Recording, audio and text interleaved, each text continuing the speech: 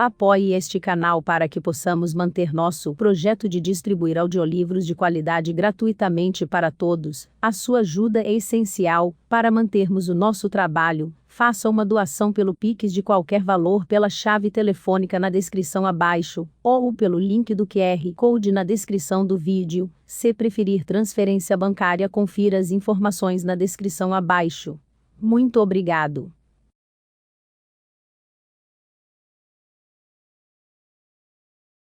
Quimera Audiolivros apresenta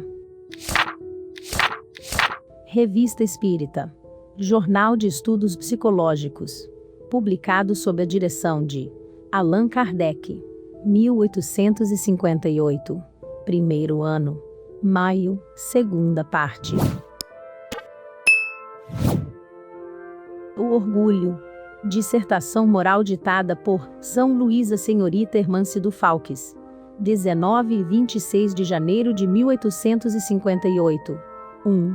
Um homem soberbo possuía alguns hectares de boa terra, sentia-se envaidecido pelas grandes espigas, que cobriam o seu campo, e olhava com desdém o campo estéril do humilde. Este se levantava ao cantar do galo e permanecia o dia todo curvado sobre o solo ingrato, recolhia pacientemente os seixos, e os lançava à beira do caminho, revolvia profundamente a terra, e arrancava com dificuldade os espinheiros que a cobriam. Ora, seu suor fecundou o campo, e ele colheu o melhor trigo. Entretanto, o joio crescia no campo do homem soberbo e sufocava o trigo, enquanto o dono se vangloriava de sua fecundidade, olhando com ar de piedade os esforços silenciosos do humilde. Em verdade vos digo, que o orgulhoso é semelhante ao joio, que abafa o bom grão. Aquele dentre vós que acredita valer mais que seu irmão, e que disso se vangloria, é insensato. Sábio, porém, é o que trabalha por si mesmo, como humilde em seu campo, sem se envaidecer de sua obra. 2. Havia um homem rico e poderoso, que desfrutava o poder do príncipe, morava em palácios, e numerosos serviçais esmeravam-se por lhe adivinhar os desejos. Um dia suas matilhas acusavam os servos nas profundezas da floresta, quando percebeu um pobre lenhador, que caminhava com muita dificuldade, sob o peso de um feixe de lenha. Chamou-o e disse-lhe: Vil escravo, por que passas teu caminho sem te inclinares diante de mim? Sou igual aos senhores da terra. Nos conselhos, minha voz decide a paz ou a guerra, e os maiorais do reino curvam-se em minha presença. Fica sabendo que sou sábio entre os sábios, poderoso entre os poderosos, grande entre os grandes, e minha posição elevada é obra de minhas mãos. Senhor, respondeu o pobre homem, temi que minha humilde saudação fosse uma ofensa para vós. Sou pobre e não possuo outro bem senão meus braços. Mesmo assim, não desejo vossas grandezas enganosas. Durmo a sono solto, e não receio, como vós, que o prazer do mestre me faça cair em minha obscuridade. Ora, o príncipe se aborreceu com o orgulho do soberbo, os grandes humilhados apoderaram-se dele, e o precipitaram das culminâncias de seu poder, como a folha seca, que o vento varre do alto de uma montanha, mas o humilde continuou tranquilamente seu rude trabalho, sem se preocupar com o dia seguinte. 3. Soberbo, humilha-te, porquanto a mão do Senhor dobrará teu orgulho até que se reduza a pó. Escuta, nasceste onde te lançou a sorte, saíste do seio de tua mãe, fraco e despido, como o último dos homens.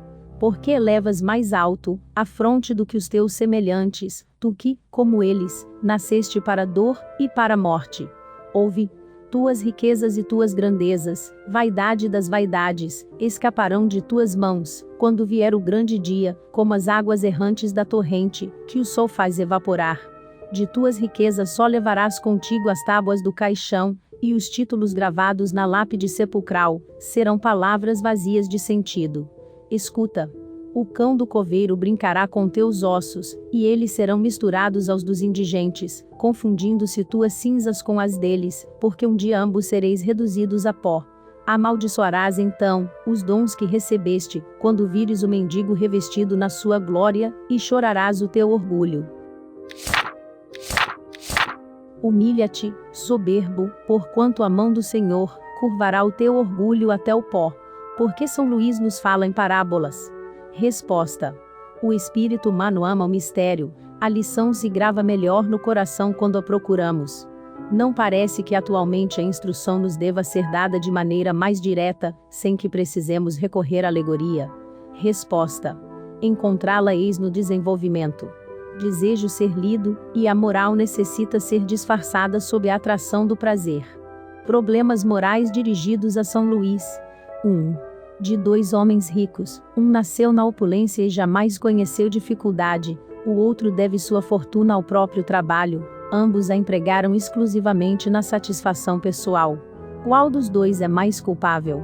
Resposta: o que conheceu o sofrimento. Ele sabe o que é sofrer. 2. O que acumula incessantemente, sem fazer o bem a ninguém, achará uma desculpa válida em sua consciência, de que acumula para deixar mais aos filhos.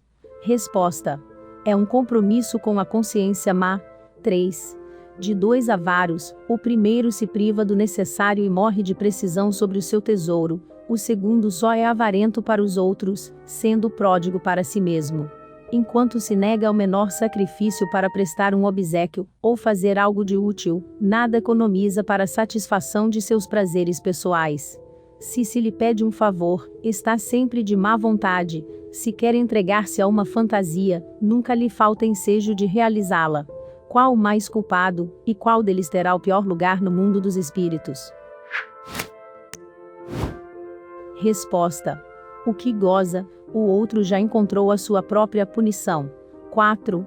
Aquele que em vida não empregou de maneira útil a fortuna, encontra alívio em fazer o bem após a morte, pelo destino que lhe dá? Resposta: não, o bem vale o que custa. Metades eternas. Extraímos a seguinte passagem da carta de um de nossos assinantes. Há alguns anos perdi uma esposa boa e virtuosa, e, malgrado me houvesse deixado 6 filhos, sentia-me em completo isolamento, quando ouvi falar das manifestações espíritas. Logo me encontrava no seio de um pequeno grupo de bons amigos, que todas as noites se ocupavam desse assunto. Nas comunicações obtidas, cedo aprendi que a verdadeira vida não está na terra, mas no mundo dos espíritos, que minha Clemence lá era feliz, e que, como os outros, trabalhava pela felicidade dos que aqui havia conhecido. Ora, eis um ponto sobre o qual desejo ardentemente ser por vós esclarecido. Uma noite, dizia eu a minha Clemence: querida amiga, porque, apesar de todo o nosso amor, acontecia que nem sempre nos punhamos de acordo nas diferentes circunstâncias de nossa vida comum, e porque muitas vezes éramos forçados a nos fazer mútuas concessões, para vivermos em boa harmonia. Ela me respondeu isto: meu amigo, éramos pessoas honradas e honestas, vivemos juntos, e poderíamos dizer, do melhor modo possível nesta terra de provas, mas não éramos nossas metades eternas. Tais uniões são raras na terra, podem ser encontradas, entretanto representam um grande favor de Deus.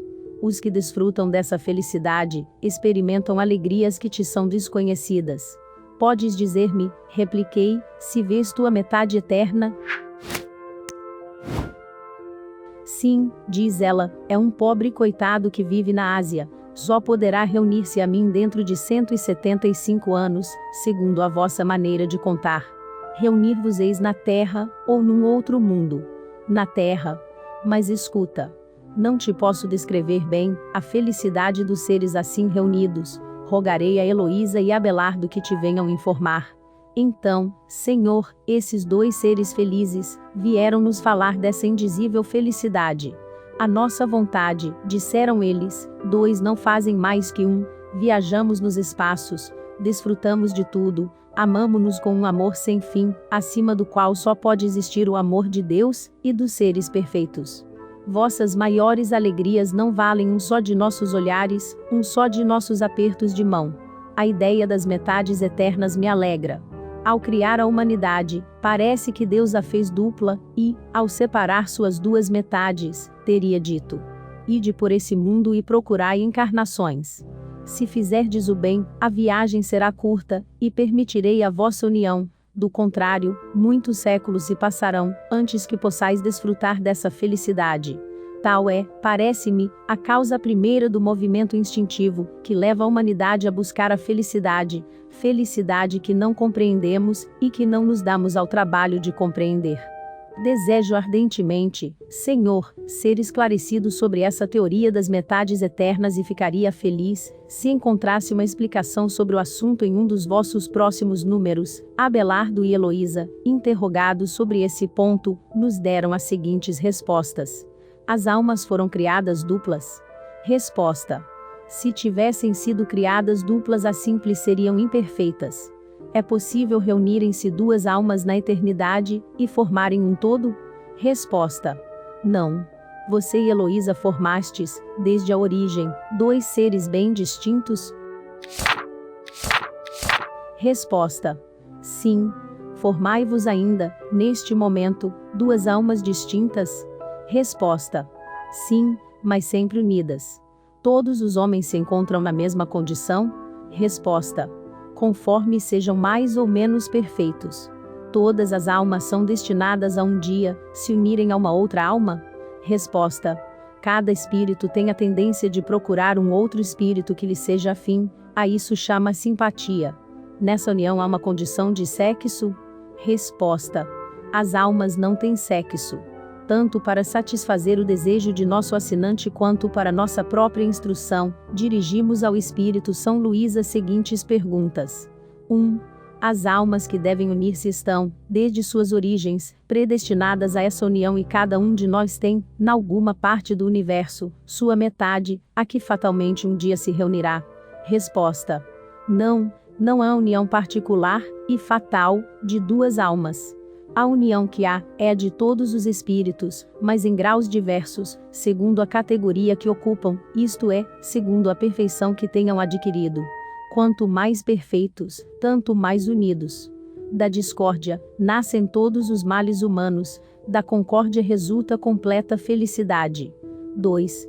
Em que sentido se deve entender a palavra metade, de que alguns espíritos se servem, para designar os espíritos simpáticos? Resposta. A expressão é inexata. Se um espírito fosse a metade do outro, separados os dois, estariam ambos incompletos. 3. Se dois espíritos perfeitamente simpáticos se reunirem, estarão unidos para todo sempre, ou poderão separar-se e se unirem a outros espíritos? Resposta. Todos os espíritos estão reciprocamente unidos. Falo dos que atingiram a perfeição. Nas esferas inferiores, desde que um espírito, se ele eleva, já não simpatiza, como dantes, com os que lhe ficaram abaixo. 4. Dois espíritos simpáticos são complemento um do outro, ou a simpatia entre eles existente, é resultado de identidade perfeita. Resposta. A simpatia que atrai um espírito a outro resulta da perfeita concordância de seus pendores e instintos. Se um tivesse que completar o outro, perderia a sua individualidade. 5. A identidade necessária à existência da simpatia perfeita apenas consiste na analogia dos pensamentos e sentimentos, ou também na uniformidade dos conhecimentos adquiridos. Resposta. Na igualdade dos graus de elevação. 6. Podem tornar-se simpáticos futuramente espíritos, que no momento não são. Resposta. Todos o serão. Um espírito, que hoje está numa esfera inferior, ascenderá, aperfeiçoando-se, a em que se acha tal outro espírito. E ainda mais depressa se dará o encontro dos dois, se o mais elevado, suportando mal as provas a que se submeteu, demorou-se no mesmo estado. 7. Podem deixar de ser simpáticos um ao outro, dois espíritos que já o sejam. Resposta. Certamente, se um deles for preguiçoso. Essas respostas resolvem perfeitamente a questão. A teoria das metades eternas encerra uma simples figura, representativa da união de dois espíritos simpáticos. Trata-se de uma expressão usada até na linguagem vulgar, e que se não deve tomar ao pé da letra. Não pertencem, de certo, a uma ordem elevada, os espíritos que a empregaram. Sendo necessariamente limitado o campo de suas ideias, exprimiram seus pensamentos com os termos de que se teriam utilizado na vida corporal. Não se deve, pois, aceitar a ideia de que, criado um para o outro, dois espíritos tenham fatalmente de reunir-se um dia na eternidade, depois de estarem separados por tempo mais ou menos longo.